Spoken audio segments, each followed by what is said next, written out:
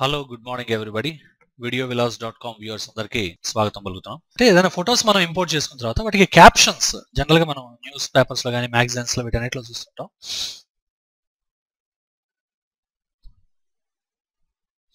ఏదైనా ఒక ఫోటో తెచ్చిన తర్వాత దీనికి ఏదైనా క్యాప్షన్ యూజ్ చేయాలని అనుకుంటున్నాం అనుకోండి. ఇక్కడ ఏదైనా క్యాప్షన్ ఉంటే బాగుంటుంది అనిపిస్తుంది మనకి. సో అటువంటి సిచ్యువేషన్ లో ఆ క్యాప్షన్ ఇవ్వడం కోసంగా మనకి ఇన్డిజైన్ లో చక్కటి ఆప్షన్స్ ఉన్నాయి. జాగ్రత్తగా గమనించినట్టయితే మీరు ఫోటో సెలెక్ట్ చేశాను నేను. ఎప్పుడైతే నేను ఆబ్జెక్ట్ లోకి వస్తాను, ఈ ఆబ్జెక్ట్ లో మనకి డిఫరెంట్ థింగ్స్ మీరు జాగ్రత్తగా చూడొచ్చు. దాంట్లో క్యాప్షన్స్ అని కూడా ఒక ఆప్షన్.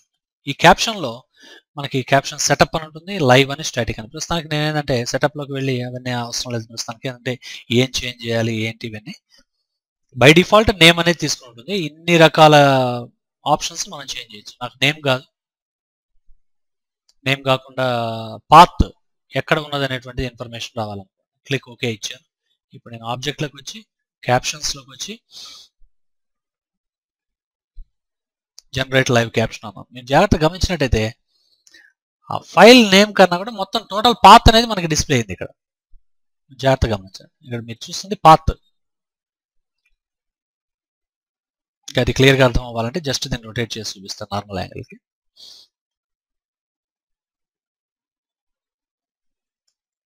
ఆ పాత డిస్ప్లే చూడండి.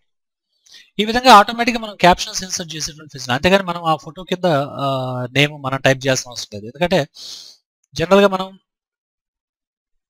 కెమెరాస్ ఫొటోస్ తీసినప్పుడు కెమెరా ఆటోమేటిక్గా డిఫాల్ట్ నేమ్స్ కొన్ని ఇవ్వడం అనేది జరుగుతుంది.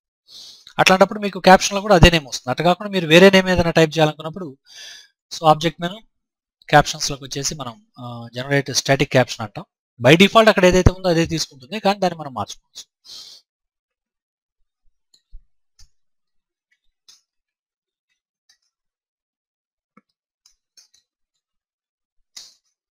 That's it. నేను ఇచ్చినటువంటిది మై అంకుల్ ఫోటో, హైదరాబాద్ అని ఇచ్చాను. ఇట్లా మనం మనకు నచ్చినటువంటి టైటిల్స్ టైప్ చేసుకోవచ్చు. ఈ క్యాప్షనింగ్ అనేది కూడా చాలా వెరీ వెరీ యూస్ఫుల్. మీరు ఏమైనా ఆన్లైన్ ఆఫ్లైన్ ప్రాజెక్ట్స్ చేసేటప్పుడు చాలా చాలా యూజ్ అవుతుంది. మళ్ళీ ఇంకొకసారి ఫైల్ మెను ప్లేస్, మీకు నచ్చినటువంటి ఫోటోగ్రఫీ ఏదైనా సరే ఇంపోర్ట్ చేసుకోండి. ఎప్పుడైతే ఇంపోర్ట్ చేస్తారో ఈ విధంగా ఫోటో వస్తుంది. తర్వాత మనం ఆబ్జెక్ట్ మెనూలో క్యాప్షన్స్ లోకి వెళ్ళి లైవ్ క్యాప్షన్, స్టాటిక్ క్యాప్షన్ ఉంటుందండి. ఈ లైవ్ క్యాప్షన్ అడ్వాంటేజ్ ఏంటంటే, స్టాటిక్ క్యాప్షన్ అంటే ఒక్కసారి క్యాప్షన్ ఇన్సర్ట్ అయిపోయిందంటే అది ఫిక్స్. మీరు బయటికి దాన్ని మూవ్ చేసినా సరే ఫోటో నుంచి ఆ క్యాప్షన్ అయితే అలాగే ఉంటుంది. వేరే ఫోటో దగ్గర తీసుకెళ్ళినా సరే ఇదే టెక్స్ట్. లైవ్ అట్లా కాదు. దీనికోసం నేను ఇంకొక ఇమేజ్ కూడా ఇంపోర్ట్ చేసుకుంటున్నాను. కొంచెం డిఫరెంట్ ఉంటే బాగుంటుందని చెప్పి ప్రస్తుతానికి ఏం చేస్తున్నాం అంటే ఇంకొక ఇమేజ్ తీసుకున్నాం ఈ విధంగా. ఎక్సలెంట్. ఇప్పుడు చూడగానే చెప్పొచ్చు మీరు రెండు కూడా డిఫరెంట్ ఇమేజెస్ అనేది అర్థమైపోయాను. ఇప్పుడు ఈ ఫస్ట్ ఇమేజ్ సెలెక్ట్ చేసుకుందాం. దానికి ముందు ఒకసారి ఇంతకుముందు నేను క్యాప్షన్స్ సెటప్ చేంజ్ చేశాను, పాత్లో ఉంచాం. అట్లా కాకుండా మళ్ళీ నేను నేమ్కి వెళ్ళిపోతున్నాను. నేమ్ అనేది అసైన్ చేశాను దీంట్లో. ఓకే. ఫస్ట్ ఇమేజ్ సెలెక్ట్ చేసుకొని object menu captions generate live caption అన్నాను. అలాగే రెండో సెలెక్ట్ చేసుకొని object menu caption generate live caption అన్నాను. జాగ్రత్త చూడండి, ఆ ఏ పర్టికులర్ ఇమేజ్ మీద అయితే మీరు సెలెక్ట్ చేసి క్యాప్షన్ అన్నారో ఆ ఇమేజ్ నేమ్ వచ్చింది ఆటోమేటిక్గా. ఇప్పుడు వీటిని బయటికి డ్రాగ్ చేశాను అనుకోండి, ఆటోమేటిక్గా నో ఇంటర్సెక్టింగ్ లింక్ అని వస్తుంది. సే ఫర్ ఎగ్జాంపుల్ ఇప్పుడు దీన్ని తీసుకొచ్చి ఎప్పుడైతే ఇక్కడ అటాచ్ చేస్తానో ఆటోమేటిక్గా ఈ ఇమేజ్ ఇన్ఫర్మేషన్ డిస్ప్లే అవుతుంది. సో అందుకని ఈ పర్టికులర్ క్యాప్షన్ స్టైల్ ఏమన్నారంటే లైవ్ క్యాప్షన్ అన్నాం. అంటే ఏ ఇమేజ్కి మీరు అటాచ్ చేస్తే ఆ ఇమేజ్ నేమ్ ఆటోమేటిక్గా దానికి వచ్చేస్తుంది. సో డైనమిక్గా వర్క్ అవుతుంటుంది కాబట్టి దీని లైవ్ క్యాప్షన్ అని అంటాం జరిగింది. సో ఈ విధంగా క్యాప్షన్స్ అనేవి కూడా చాలా చాలా మనకి యూజ్ అవుతాయి. అదేవిధంగా ఫైల్ మెనూలో మనం ఎప్పుడైనా సరే ఇమేజ్ని ఇన్సర్ట్ చేసుకున్నప్పుడు ఆ ఇమేజ్ని జాగ్రత్త మీరు గమనించినట్టయితే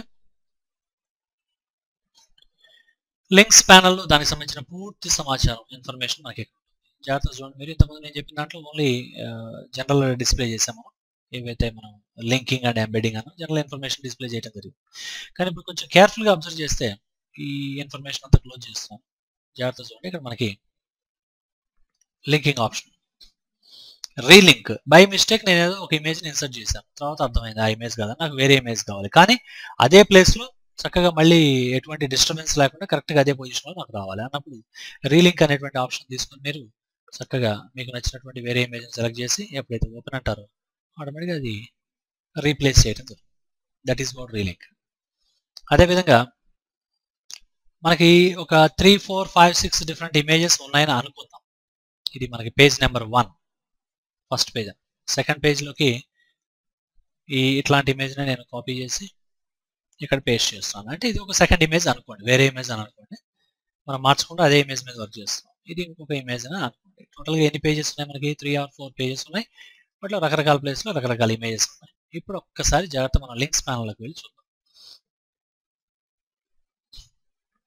సెలెక్ట్ చేశాను. ఈ ఇమేజ్ ఎక్కడ ఉందనేది సెలెక్ట్ చేసి మూవ్ అన్నా అంటే ఆ పర్టికులర్ పేజ్లోకి వెళ్తాం.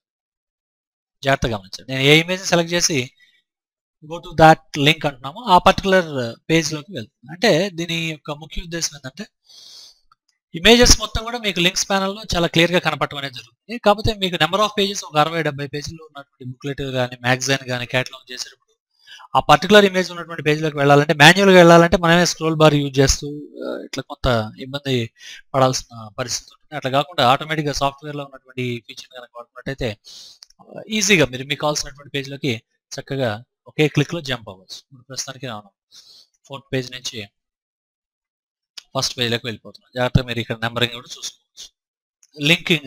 లింకింగ్ రిలేటెడ్గా ఆప్షన్స్ చాలా యూస్ఫుల్గా ఉంటాయి. ఆ లింక్లో ఇంతకుముందే నేను మీకు చాలా క్లియర్గా ఎక్స్ప్లెయిన్ చేశాను. లింకింగ్ అండ్ ఎంబెడ్డింగ్ డిఫరెన్స్ ఏంటనేది ఒకసారి ఆ ప్రీవియస్ వీడియో కనుక మీరు చెక్ చేసుకున్నట్టయితే మీకు క్లియర్గా అర్థమవుతుంది. మళ్ళీ దాన్ని రిపీట్ చేయాల్సిన అవసరం లేదు. Thank you very much for watching this video clip. Welcome to videovilas.com. కొంచెం అందరికీ చెప్పండి. ఎవరైనా సరే నేర్చుకోవాలనుకున్న వాళ్ళకి ఇవి డెఫినెట్గా యూజ్ అవుతాయి. Thank you very much.